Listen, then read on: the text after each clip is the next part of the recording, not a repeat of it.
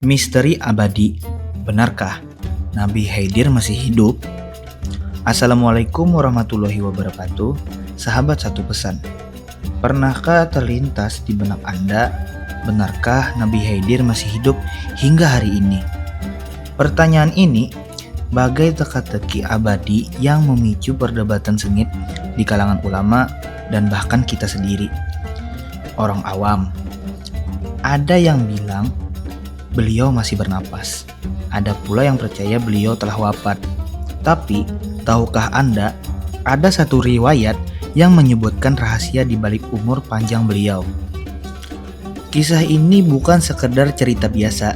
Ini tentang sebuah misteri yang telah memikat hati manusia selama berabad-abad. Keabadian. Kita semua ingin tahu apa rahasia di balik hidup yang tak berujung, dan bagaimana kaitannya dengan sosok legendaris seperti Nabi Khidir.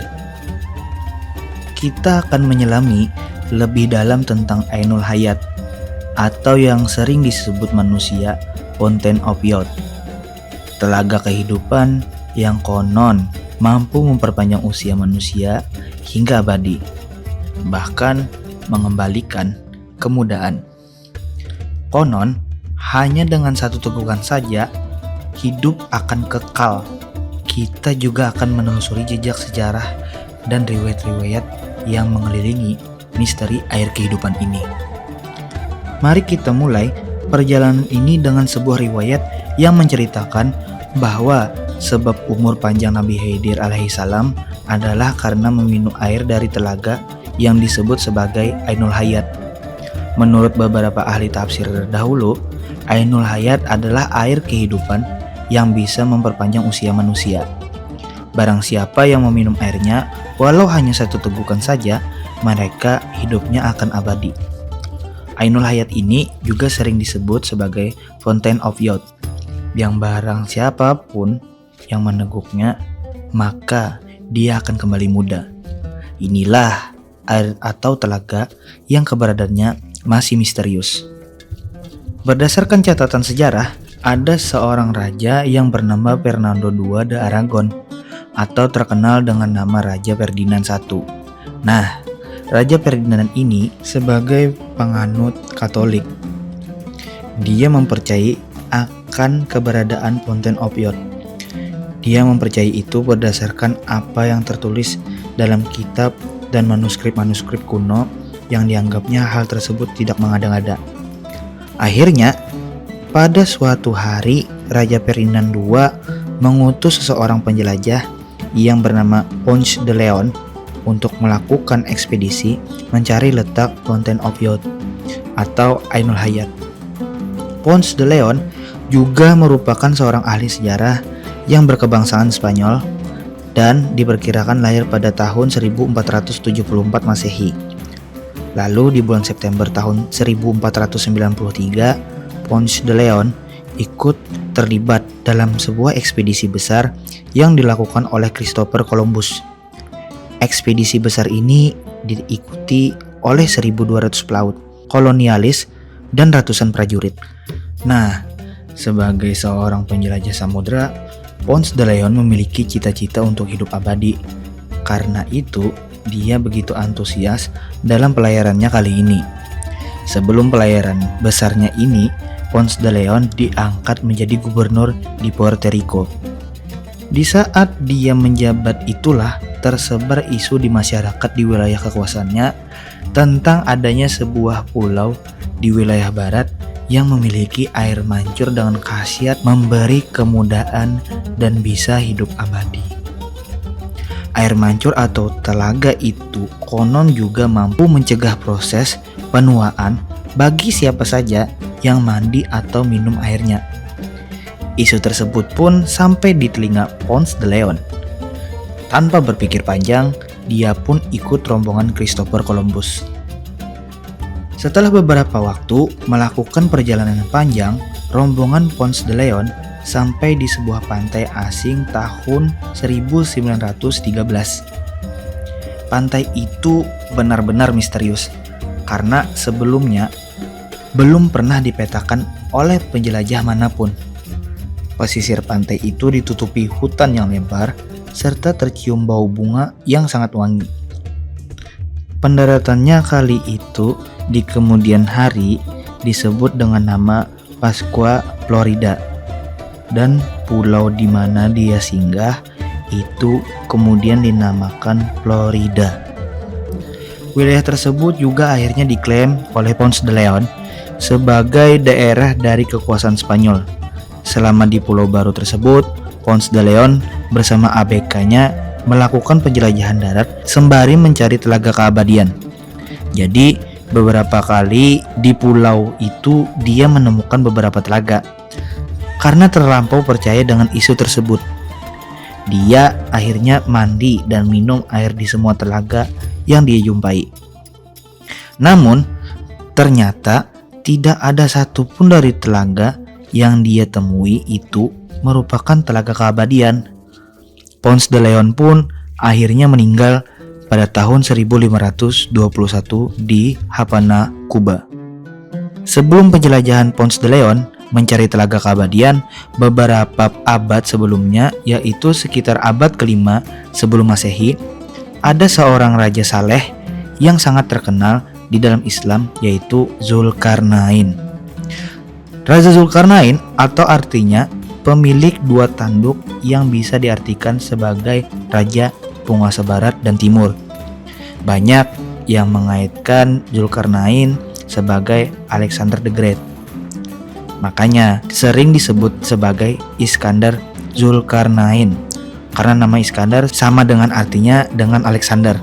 Namun banyak juga bantahan yang datang mengenai hal tersebut, bahwasannya Zulkarnain adalah Cyrus the Great, seorang raja yang berasal dari dinasti Akhmeniyah di wilayah Iran. Nah, Raja Saleh Zulkarnain ini adalah seorang raja yang sangat beruntung. Dia memiliki seorang penasihat dari kalangan nabi, yaitu Nabiullah Khidir alaihissalam.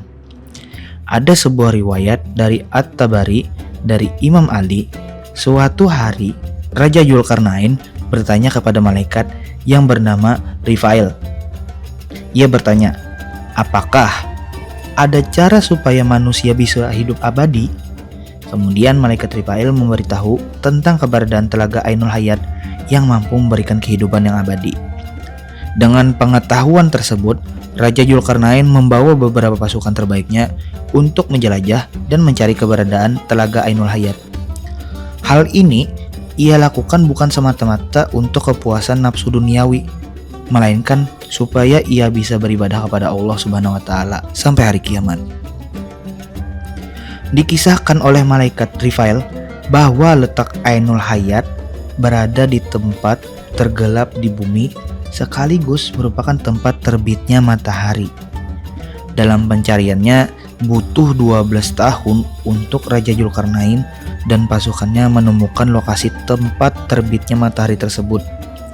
Kegelapan yang menyelimuti tempat tersebut tidak disebabkan karena kegelapan yang umum, melainkan kegelapan yang disebabkan oleh kumpulan kabut atau asap. Tidak hanya kegelapan, tapi suasana yang mencekam dan hawa yang dingin menyebabkan banyak dari pasukan Raja Zulkarnain yang enggan untuk melanjutkan perjalanan. Dikisahkan bahwa Raja Zulkarnain bertemu dengan Nabiullah Khidir alaihissalam yang memiliki misi yang sama untuk mencari telaga tersebut. Kedua sosok legendaris ini bersama-sama melanjutkan perjalanan untuk menjelajah tempat gelap itu demi menemukan telaga Ainul Hayat. Dalam perjalanannya, Nabiullah Khidir alaihissalam dan Raja Zulkarnain berpisah karena Nabi Khidir alaihissalam mendapat bisikan yang mengarahkannya ke mata air tersebut. Saat itu mereka berjalan. Allah Subhanahu wa taala memberikan wahyu kepada Nabi Khidir alaihissalam, sesungguhnya Ainul Hayat itu berada di sebelah kanan jurang dan Ainul Hayat itu aku khususkan untuk kamu. Setelah mendapatkan wahyu tersebut, kemudian Nabi Khidir berjalan menuju sebelah kanan jurang dan mendapati Ainul Hayat yang dicarinya.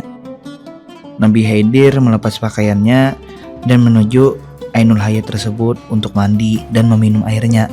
Ia merasakan bahwa rasa dari air telaga Ainul Hayat sangatlah manis, bahkan lebih manis dari segala madu di dunia. Setelah ia mandi, Nabiullah Khidir lantas kembali mengenakan pakaian dan segera menemui Raja Dzulkarnain yang sempat berpisah. Raja Dzulkarnain tidak mengetahui apa yang telah terjadi hingga Nabi Khidir alaihissalam menceritakan bahwa ia menemukan telaga. Dari kejadian tersebut, Raja Dzulkarnain memahami bahwa Nabi Khidir alaihissalam merupakan sosok yang ditakdirkan untuk meminum air keabadian. Raja Dzulkarnain kecewa dengan apa yang telah terjadi dan ikhlas karena itu takdir dari Allah Subhanahu wa taala. Sejumlah ahli tafsir menyebutkan berkat doa Nabi dan keinginannya. Perjalanan mencari Ainul Hayat tersebut juga ditafsirkan dalam kitab Al-Futuhat Al-Lahiyah. Namun, kisah ini juga memiliki beberapa penafsiran yang berbeda. Dalam tafsir An-Nasafi disebutkan, Dzulkarnain pada mulanya mengetahui tentang Ainul Hayat dari kitab-kitab terdahulu bahwa salah seorang putra Sam pernah minum air dari Ainul Hayat lalu dia hidup abadi hingga hari kiamat. Penafsiran itu berbeda dengan tafsir mengenai Dzulkarnain yang mengetahui tentang Ainul Hayat dari malaikat Rifail dan Nabi Khidir. Pada dasarnya tidak ada hadis sahih perihal kepergian Dzulkarnain dan Nabiullah Khidir alaihissalam dalam mencari Ainul Hayat. Kisah ini juga dituturkan dalam Israiliyat, yaitu cerita-cerita yang sering dikisahkan oleh orang-orang Yahudi yang telah masuk Islam. Meskipun demikian, sebagian ulama berpendapat bahwa Ainul Hayat itu memang ada dan Nabiullah Khidir alaihissalam masih hidup hingga hari ini. Di antara ulama-ulama tersebut yang mempercayai tentang hal ini yaitu As-Suyuti dalam kitab Kashais, Wahab bin Munabih dalam Al-Mubtada, Imam An-Nawawi, dan lainnya. Kisah tentang Ainul Hayat atau Telaga Keabadian atau juga Fountain of Youth sebenarnya tidak hanya terdapat pada kitab-kitab agama terdahulu, tapi ada beberapa sejarawan terkenal yang menulis di bukunya seperti Herodotus pada abad ke-5 sebelum Masehi, kemudian Roman Alexander pada abad ke-11 Masehi, lalu kisah-kisah Prester John atau awal perang salib abad ke-11 atau 12 Masehi. Di beberapa riwayat menyebutkan tentang bagaimana awal mula telaga ini bisa terbentuk bahwasannya ketika Allah Subhanahu wa taala menciptakan dunia. Allah Subhanahu wa taala menurunkan beberapa tetesan air dari surga ke dunia. Salah satu tetesannya kemudian menjadi Ainul Hayat. Nah, jika saja memang benar apa yang dikisahkan bahwa Nabiullah Khidir alaihissalam telah meminum air dari telaga keabadian, maka beliau pasti masih hidup hingga hari ini. Namun, kekalnya hidup seseorang, anak Adam atau abadinya kehidupan manusia hingga hari kiamat bisa dibilang suatu hal yang mustahil. Karena terdapat satu ayat di dalam Al-Quran yang menjelaskan bahwa tidak ada manusia yang bisa hidup selamanya di atas dunia. Kami tidak menjadikan hidup abadi bagi seseorang manusia pun sebelum engkau Muhammad. Maka, jikalau kamu mati, apakah mereka akan kekal? Al-Quran Surah Al-Anbiya ayat ke-34. Di dalam tafsir Al-Muyassar dari Kementerian Agama Arab Saudi menjelaskan tafsir ayat ini bahwasannya Allah Subhanahu wa taala tidak menciptakan seorang manusia pun yang hidupnya abadi. Bahkan seorang rasul yang paling mulia di antara para rasul dan nabi lainnya pun mengalami fase kematian.